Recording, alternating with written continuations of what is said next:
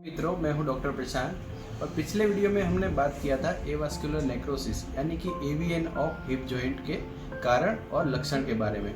इस वीडियो में बात करेंगे एवीएन के स्टेजेस क्या होते हैं, उसका ट्रीटमेंट क्या होता है। अगर आपको एवीएन है तो क्या उसमें आपको हिप रिप्लेसमेंट की ज़रूरत पड़ेगी? क्या बिना सर्जरी एवीएन का कोई उपचार है? क्या नई मॉडर्न कोई टेक्नोलॉजी है कि जिसमें बिना ऑपरेशन बिना रिप्लेसमेंट भी एवीएन का इलाज हो सकता है? सब जानकारी के लिए बने रहिए वीडियो के एंड तक में। अगर आपको एवीएन है तो सबसे पहले ये जानना बहुत ज़रूरी है कि एवीएन का स्टेज कौन सा है। ये इन्फॉर्मेशन आपको एमआरआई के थ्रू मिलती है। एवीएन के 4 स्टेजेस रहते हैं, स्टेज 1, 2, 3 एंड 4। स्टेज 1 में जो हिप जॉइंट का बॉल रहता है, हिप जॉइंट के बॉल में जस्ट सूजन आती है। स्टेज 2 में जो बॉल के अंदर के भाग में पोलापन यानी कि सिस्ट या फिर स्क्लेरोसिस हो सकता है। स्टेज 3 कि जिसमें ये बॉल का जो राउंड शेप है वो थोड़ा बिगड़ने लगता है और कहीं कहीं से बॉल फ्लैट होने लगता है।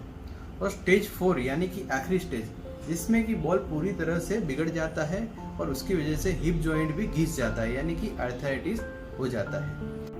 एवीएन के स्टेज 1 से लेके स्टेज 4 तक जो प्रोग्रेस रहता है अलग अलग पेशेंट में अलग अलग रहता है। यानी कि कुछ पेशेंट्स में स्टेज 1 से 4 तक जाने में 3 से 4 महीना भी लग सकता है या फिर कुछ पेशेंट्स में 12 से 14 महीने भी लग सकते हैं। अगर आपको हिप पेन की शुरुआत हो रही है तो उसका सबसे पहला ट्रीटमेंट है कि आप डॉक्टर के पास जाके उसको डायग्नोस करवाइए कि वो एवीएन नहीं है। अगर आपको एवीएन का स्टेज 1 है तो आपको बिल्कुल घबराने की ज़रूरत नहीं है, क्योंकि स्टेज 1 का इलाज बिना ऑपरेशन बिना सर्जरी बिना हिप रिप्लेसमेंट संभव है। अगर आप स्टेज 1 में डायग्नोस हो जाते हैं तो कुछ मेडिसिन और कुछ इंजेक्शन की जो हम बिस्फोस्फोनेट कहते हैं उसकी मदद से एवीएन को रुका जा सकता है स्टेज 2 स्टेज 3 में प्रोग्रेस करने से, और आपको हिप रिप्लेसमेंट की ज़रूरत नहीं पड़ सकती, या फिर ज़रूरत पड़ेगी तो बहुत लंबे समय बहुत सालों के बाद पड़ेगी।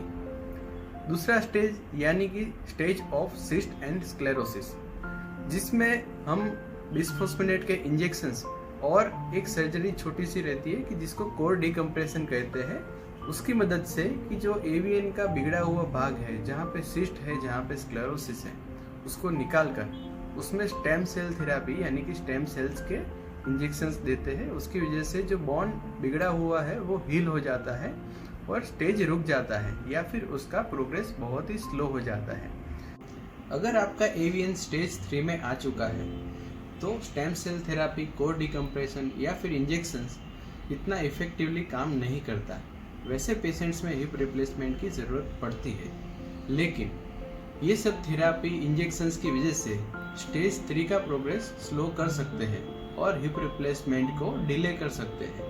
फॉर एग्जांपल, अगर आपकी उम्र 25 to 30 ईयर्स है तो आपके केसेस में हिप रिप्लेसमेंट का सजेशन नहीं दिया जा सकता, क्योंकि हिप रिप्लेसमेंट के बाद में जो रिप्लेस्ड बॉल रहता है वो 25 से 30 साल चलता है, तो आपको हो सकता है 55-60 के बाद में फिर से चेंज कराने की ज़रूरत पड़ेगी।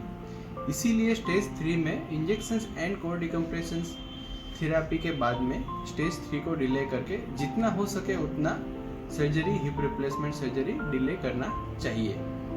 स्टेज 4 कि जिसमें आपका पूरा हिप जॉइंट बिगड़ चुका है, आर्थराइटिस हो चुका है और आपकी हिप की मूवमेंट्स कम हो जाती है, जिसकी वजह से आप पालथी नहीं मार पाएंगे, खड़े पैर नीचे नहीं बैठ पाएंगे और चलने में लंगड़ा के चलते हैं। वैसे केसेस में हिप रिप्लेसमेंट की आवश्यकता रहती है वापस पहले जैसी लाइफ में जाने के लिए।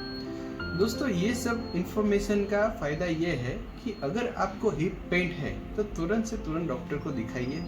अगर आपका एवीएन स्टेज 1 में डायग्नोस हो जाता है तो आप हो सकता है कि हिप रिप्लेसमेंट सर्जरी अवॉइड कर सकते हैं बाय ट्रीटमेंट। अगर आपका एवीएन आखिरी वाले स्टेजेस यानी कि स्टेज 3 और स्टेज 4 में डायग्नोस होता है तो फिर आपको सर्जरी की ज़रूरत पड़ सकती है।